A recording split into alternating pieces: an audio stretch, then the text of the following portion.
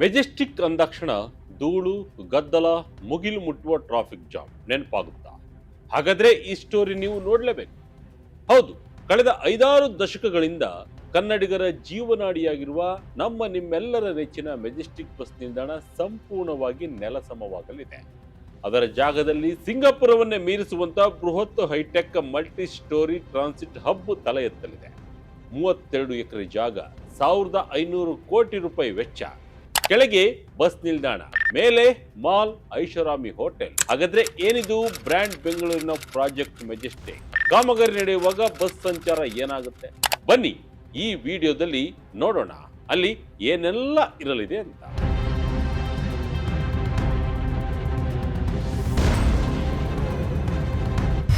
ಮೆಜೆಸ್ಟಿಕ್ಗೆ Singapore touch ಕೆಲಸ ಶುರು. Project ಮೆಜೆಸ್ಟಿಕ್ಗೆ ಸರ್ಕಾರದ ತಾತ್ವಿಕ ಒಪ್ಪಿಗೆ. ಹೌದು, 1969ರಲ್ಲಿ ಧರ್ಮಾಂಬುದಿ ಕೆರೆಯನ್ನ ಮುಚ್ಚಿ ನಿರ್ಮಾಣ ಮಾಡಲಾದ ಆ ಕೆಂಪೇಗೌಡ ಬಸ್ ನಿಲ್ದಾಣ ಕಳೆದ 5-6 ದಶಕಗಳಿಂದ ಕರ್ನಾಟಕದ ಪ್ರಮುಖ ಸಾರಿಗೆ ಕೊಂಡಿಯಾಗಿದೆ. ಆದರೆ ದಿನೇ ದಿನೇ ಹೆಚ್ಚುತ್ತಿರುವ ಜನಸಂಖ್ಯೆ, ಟ್ರಾಫಿಕ್ ಜಾಮ್ ಹಾಗೂ ಸ್ಥಳಾವಕಾಶದ ಕೊರತೆಯಿಂದ ಮೆಜೆಸ್ಟಿಕ್ ಅಕ್ಷರಶಃ ಉಸಿರುಗಟ್ಟುತ್ತಿದೆ. ಬಸ್ ನಿಲ್ದಾಣದಲ್ಲಿ ಪ್ರಯಾಣಿಕರಿಗೆ ಸರಿಯಾದ ಮೂಲಭೂತ ಸೌಕರ್ಯಗಳಿಲ್ಲ, ಎಲ್ಲೆಂದರಲ್ಲಿ ಗದ್ದಲ. ಈ ಹಳೆಯ ಮೆಜೆಸ್ಟಿಕ್ ಚಿತ್ರಣವನ್ನ ಸಂಪೂರ್ಣವಾಗಿ ಬದಲಾಯಿಸಿ ವಿದೇಶಗಳ, ಅದರಲ್ಲೂ ವಿಶೇಷವಾಗಿ ಸಿಂಗಾಪುರವನ್ನ ಮೀರಿಸುವಂತ ಅತ್ಯಾಧುನಿಕ ಬಸ್ ನಿಲ್ದಾಣವನ್ನ ನಿರ್ಮಿಸಲು ರಾಜ್ಯ ಸರ್ಕಾರ ಮುಂದಾಗಿದೆ. ಅದರ ಹೆಸರೇ ಪ್ರಾಜೆಕ್ಟ್ ಮೆಜೆಸ್ಟಿಕ್. ರಾಜ್ಯ ಸರ್ಕಾರ ಈ ಬೃಹತ್ ಯೋಜನೆಗೆ ಇದೀಗ ತಾತ್ವಿಕ ಒಪ್ಪಿಗೆಯನ್ನು ಕೂಡ ನೀಡಿದೆ. ಇತ್ತೀಚೆಗೆ ವಿಧಾನ ಪರಿಷತ್ನಲ್ಲಿ ಕಾಂಗ್ರೆಸ್ ಸದಸ್ಯ ಎಂ ನಾಗರಾಜ್ರವರು ಮಾಡಿದ ಪ್ರಸ್ತಾಪಕ್ಕೆ ಉತ್ತರಿಸಿದ ಸಾರಿಗೆ ಸಚಿವ ರಾಮಲಿಂಗಾರೆಡ್ಡಿ ಈ ಹೈಟೆಕ್ ಪ್ರಾಜೆಕ್ಟ್ ಬಗ್ಗೆ ಮಹತ್ವದ ಮಾಹಿತಿಯನ್ನ ಬಿಚ್ಚಿಟ್ಟಿದ್ದಾರೆ.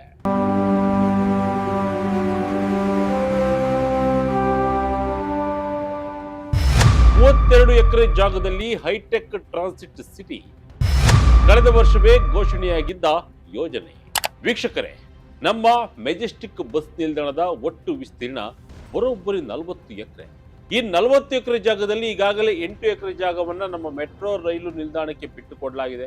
ಇನ್ನು ಉಳಿದಿರುವುದು 32 ಎಕರೆ ಜಾಗ. ಇದರಲ್ಲಿ 20 ಎಕರೆ ಕೆಎಸ್ಆರ್ಟಿಸಿಗೆ ಸೇರಿದರೆ 12 ಎಕರೆ ಬಿಎಂಟಿಸಿಗೆ ಸೇರಿದೆ. ಈ 32 ಎಕರೆ ಜಾಗವನ್ನ ಸುಮ್ಮನೆ ಬಸ್ ನಿಲ್ಲಿಸಲು ಬಳಸಿಕೊಳ್ಳುವ ಬದಲು ಜಾಗತಿಕ ಮಟ್ಟದ ಸಾರಿಗೆ ಕೇಂದ್ರವನ್ನಾಗಿ ಬದಲಾಯಿಸುವ ಯೋಜನೆಯನ್ನ 2025-26ನೇ ಸಾಲಿನ ಬಜೆಟ್ನಲ್ಲಿ ಮುಖ್ಯಮಂತ್ರಿ ಸಿದ್ದರಾಮಯ್ಯನವರು ಘೋಷಣೆ ಮಾಡಿದರು. ಈಗಿರುವಾಗ ಒಂದೇ ಅಂತಸ್ತಿನ ಅರೆ ವೃತ್ತಾಕಾರದ ಬಸ್ ನಿಲ್ದಾಣವನ್ನ ಸಂಪೂರ್ಣವಾಗಿ ನೆಲಸಮ ಮಾಡಿ ಅದರ ಜಾಗದಲ್ಲಿ ಬಹುಮಹಡಿಯ ಹೈಟೆಕ್ ಕಟ್ಟಡಗಳನ್ನ ನಿರ್ಮಾಣ ಮಾಡುವುದು ಈ ಯೋಜನೆಯ ಮೂಲ ಉದ್ದೇಶ. ಬಿಎಂಟಿಸಿ, ಕೆಎಸ್ಆರ್ಟಿಸಿ, ಅಂತಾರಾಜ್ಯ ಬಸ್ಸುಗಳು ಎಲ್ಲವೂ ಒಂದೇ ಕಡೆ ವ್ಯವಸ್ಥಿತವಾಗಿ ಬೇರೆ ಬೇರೆ ಫ್ಲೋರ್ಗಳಲ್ಲಿ ಕಾರ್ಯನಿರ್ವಹಿಸುವಂತೆ ಇದನ್ನ ಡಿಸೈನ್ ಮಾಡಲಾಗುತ್ತಿದೆ. ಇದು ಬ್ರ್ಯಾಂಡ್ ಬೆಂಗಳೂರು ಪರಿಕಲ್ಪನೆಯ ಅತಿ ದೊಡ್ಡ ಹೆಜ್ಜೆಯಾಗಿದೆ. ಏನಿದು ಇಂಟರ್ ಮಾಡೆಲ್ ಟ್ರಾನ್ಸಿಟ್ ಹಬ್?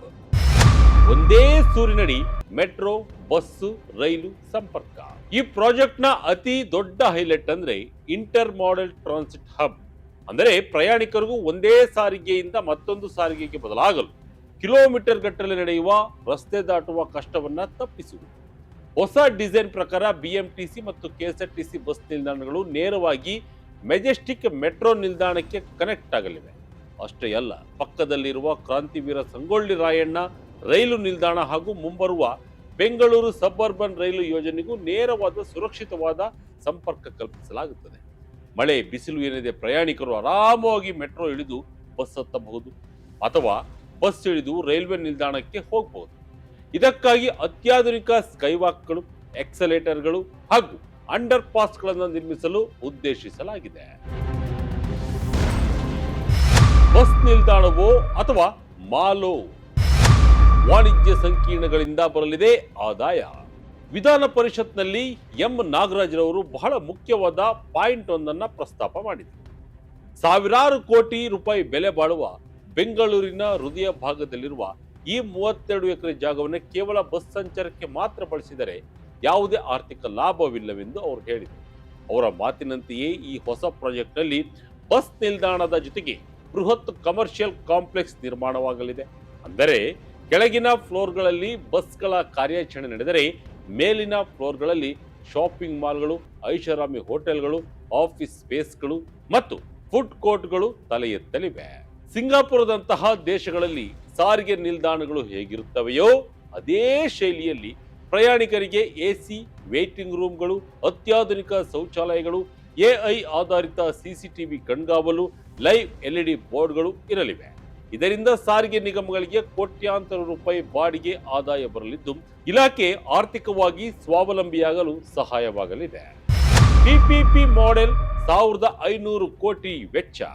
ಇಷ್ಟೊಂದು ದೊಡ್ಡ ಪ್ರಾಜೆಕ್ಟ್ ಅನ್ನ ಸರ್ಕಾರವೇ ತನ್ನ ಸ್ವಂತ ದುಡ್ಡಿನಿಂದ ಕಟ್ಟುತ್ತಾ ಎಂಬ ಪ್ರಶ್ನೆ ನಿಮಗೆ ಬಂದಿರಬಹುದು. ಖಂಡಿತ ಇಲ್ಲ. ಇದನ್ನ ಪಿಪಿಪಿ ಅಂದರೆ ಖಾಸಗಿ ಸರ್ಕಾರಿ ಸಹಭಾಗಿತ್ವದಲ್ಲಿ ನಿರ್ಮಿಸಲಾಗುತ್ತಿದೆ. ಸರ್ಕಾರಿ ಅಧಿಕಾರಿಗಳ ಅಂದಾಜಿನ ಪ್ರಕಾರ ಈ ಇಡೀ ಯೋಜನೆಯ ವೆಚ್ಚ ಸುಮಾರು 1500 ಕೋಟಿ ರೂಪಾಯಿಗಳು ಎನ್ನಲಾಗಿದೆ. ಖಾಸಗಿ ಹೂಡಿಕೆದಾರರು ತಮ್ಮ ಹಣ ಹಾಕಿ ಕಟ್ಟಡ ಕಟ್ತಾರೆ. ಬದಲಿಗೆ ಅಲ್ಲಿರುವ ವಾಣಿಜ್ಯ ಮಳಿಗೆಗಳ ಬಾಡಿಗೆಯಲ್ಲಿ ನಿಗದಿತ ವರ್ಷಗಳವರೆಗೆ ಪಾಲು ಪಡೆಯುತ್ತಾರೆ. ಈ ಯೋಜನೆಯನ್ನ ಕಾರ್ಯಗತಗೊಳಿಸಲು ಸರ್ಕಾರವು ಮೂಲಭೂತ ಸೌಕರ್ಯ ಅಭಿವೃದ್ಧಿ ಇಲಾಖೆಯಲ್ಲಿ ನೋಂದಾಯಿತವಾಗಿರುವ ಮೇಜರ್ ರಿಸರ್ಚೆಂಟ್ ಇಂಡಿಯಾ ಲಿಮಿಟೆಡ್ ಎಂಬ ಸಂಸ್ಥೆಯನ್ನ ಟೆಂಡರ್ ಮೂಲಕ ಆಯ್ಕೆ ಮಾಡಲಾಗಿದೆ. ಸುಮಾರು 6.5 ಕೋಟಿ ರೂಪಾಯಿ ವೆಚ್ಚದಲ್ಲಿ ಈ ಸಂಸ್ಥೆ ಕೆಲಸ ಶುರು ಮಾಡಿದ್ದು ಈಗಾಗಲೇ ಕಾರ್ಯಾದೇಶ ಪತ್ರ ನೀಡಲಾಗಿದೆ. ಈ ಸಂಸ್ಥೆ ಸದ್ಯ ಟ್ರಾಫಿಕ್ ಅಧ್ಯಯನ, ಮಾರ್ಕೆಟ್ ಸರ್ವೆ, ಮಣ್ಣಿನ ಪರೀಕ್ಷೆ ಹಾಗೂ ತಾಂತ್ರಿಕ ವರದಿಗಳನ್ನು ತಯಾರಿಸುತ್ತಿದೆ. ಈ ರಿಪೋರ್ಟ್ ಬಂದ ನಂತರವಷ್ಟೇ ಯಾವ ಫ್ಲೋರ್ನಲ್ಲಿ ಏನಿರುತ್ತೆ, ಒಟ್ಟು ವೆಚ್ಚವೆಷ್ಟು ಎಂಬ ನಿಖರ ಚಿತ್ರಣ ಹೊರಬೀಳಲಿದೆ. ಕಾಮಗಾರಿ ವೇಳೆ ಬಸ್ ಸಂಚಾರಕ್ಕೆ ಪ್ರಾಬ್ಲಮ್ ಆಗುತ್ತಾ? ಪ್ರಯಾಣಿಕರ ಭದ್ರತೆಗೆ ಸರ್ಕಾರದ ಪ್ಲಾನ್ ಏನು? ನಿಮಗೀಗ ಕಾಡುತ್ತಿರುವ ಅತಿದೊಡ್ಡ ಪ್ರಶ್ನೆ ಎಂದರೆ, ಮೆಜೆಸ್ಟಿಕ್ ಅನ್ನು ಒಡೆದು ಕಟ್ಟುವಾಗ ನಮ್ಮ ಬಸ್ಗಳು ಎಲ್ಲಿಂದ ಓಡಾಡ್ತವೆ? ಪ್ರತಿದಿನ ಓಡಾಡುವ ಲಕ್ಷಾಂತರ ಜನರಿಗೆ ತೊಂದರೆ ಆಗಲ್ವಾ ಅಂತ. ಇದಕ್ಕೆ ಸಾರಿಗೆ ಸಚಿವ ರಾಮಲಿಂಗಾರೆಡ್ಡಿ ಅವರು ಸ್ಪಷ್ಟ ಉತ್ತರವನ್ನು ನೀಡಿದ್ದಾರೆ. ಈ ಕಾಮಗಾರಿಯನ್ನ ಏಕಕಾಲಕ್ಕೆ ಮಾಡದೆ ಹಂತ ಹಂತವಾಗಿ ಮಾಡಲಾಗುತ್ತದೆ. ಅಂದರೆ ಒಂದು ಭಾಗದಲ್ಲಿ ಕೆಲಸ ನಡೆಯುವಾಗ ಮತ್ತೊಂದು ಭಾಗದಲ್ಲಿ ಕೆಎಸ್ಆರ್ಟಿಸಿ ಮತ್ತು ಬಿಎಂಟಿಸಿ ಬಸ್ಗಳ ಕಾರ್ಯಾಚರಣೆ ಎಂದಿನಂತೆ ಮುಂದುವರಿಯಲಿದೆ. ಬಸ್ ಸಂಚಾರಕ್ಕೆ ಯಾವುದೇ ಅಡೆತಡೆ ಆಗದಂತೆ ಕಾಮಗಾರಿ ನಡೆಸಲು ಮಾಸ್ಟರ್ ಪ್ಲಾನ್ ಮಾಡಲಾಗ್ತಾ ಇದೆ. ಇದರ ಜೊತೆಗೆ ಕೆಆರ್ಪುರಂನಂತಹ ಕಡೆಗಳಲ್ಲಿ ಸ್ಯಾಟಲೈಟ್ ಬಸ್ ನಿಲ್ದಾಣಗಳನ್ನು ನಿರ್ಮಿಸುವ ಮೂಲಕ ಮೆಜೆಸ್ಟಿಕ್ ಮೇಲಿನ ಒತ್ತಡವನ್ನ ಕಡಿಮೆ ಮಾಡಲು ಸರ್ಕಾರ ರಣತಂತ್ರ ರೂಪಿಸಿದೆ. ಮೆಟ್ರೋದ ಎಂಡಿ ಡಿ ಗೇಟ್ ಮೂಲಕ ಕೆಎಸ್ಆರ್ಟಿಸಿ ಟರ್ಮಿನಲ್ 2ಗೆ ಕನೆಕ್ಟಿವಿಟಿ ಕೊಡುವುದು ಇದರ ಒಂದು ಭಾಗವೇ ಆಗಿದೆ. ಸಾಧಕ ಬಾಧಕಗಳೇನು, ಸವಾಲುಗಳೇನು? ಮೆಜೆಸ್ಟಿಕ್ ಪ್ರಾಜೆಕ್ಟ್ ಮುಂದಿರುವ ದೊಡ್ಡ ರಿಸ್ಕ್.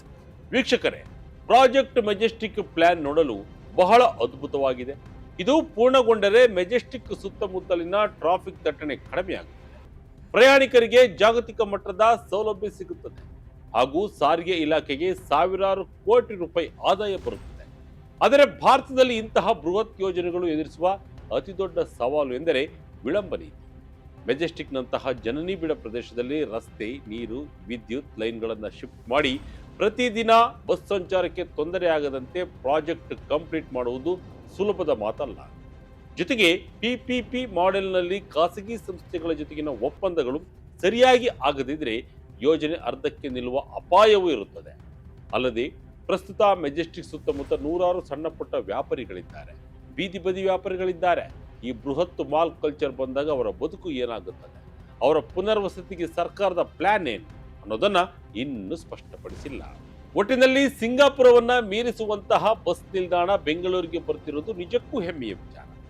ಸಾವಿರಾರು ಕೋಟಿ ರೂಪಾಯಿ ಬೆಲೆ ಬಾಳುವ 32 ಎಕರೆ ಜಾಗವನ್ನ ಸ್ಮಾರ್ಟ್ ಆಗಿ ಕಮರ್ಷಿಯಲ್ ಆಗಿ ಬಳಸಿಕೊಳ್ಳುವ ಮೂಲಕ ಬ್ರ್ಯಾಂಡ್ ಬೆಂಗಳೂರು ಇಮೇಜ್ ಅನ್ನ ಜಾಗತಿಕ ಮಟ್ಟಕ್ಕೆ ಕೊಂಡೊಯ್ಯಲು ರಾಜ್ಯ ಸರ್ಕಾರ ದಿಟ್ಟ ಹೆಜ್ಜೆಯನ್ನು ಇಟ್ಟಿದೆ. ಮೇಜರ್ ರಿಸರ್ಚೆಂಟ್ ಇಂಡಿಯಾ ಲಿಮಿಟೆಡ್ ನೀಡುವ ಅಂತಿಮ ವರದಿ ಹಾಗೂ ಕ್ಯಾಬಿನೆಟ್ ಒಪ್ಪಿಗೆಯ ನಂತರ ಈ ಪ್ರಾಜೆಕ್ಟ್ ಅಸಲಿ ವೇಗ ಪಡೆದುಕೊಳ್ಳಲಿದೆ. ಮುಂದಿನ ದಿನಗಳಲ್ಲಿ ಮೆಜೆಸ್ಟಿಕ್ ಕೇವಲ ಬಸ್ ಹತ್ತುವ ಜಾಗವಾಗಿರದೆ ಒಂದು ಶಾಪಿಂಗ್ ಮಾಡಲು, ಕಾಲ ಕಳೆಯಲು ಬರುವಂತಹ ಒಂದು ಹೈಟೆಕ್ ಸೆಂಟರ್ ಆಗಿ ಬದಲಾಗುವುದರಲ್ಲಿ ಯಾವುದೇ ಡೌಟ್ ಇಲ್ಲ. ನೋಡೋಣ ಏನಾಗುತ್ತೆ ಅಂತ. ಇದಾಗಿತ್ತು ಈ ಕ್ಷಣದ ಇಂಟ್ರೆಸ್ಟಿಂಗ್ ಸ್ಟೋರಿ. ಇದೇ ರೀತಿಯ ಸ್ಟೋರಿಗಾಗಿ Vijaya Karnataka website, YouTube page, Facebook page follow ಮಾಡ್ತಾ ಇರಿ. ಧನ್ಯವಾದಗಳು.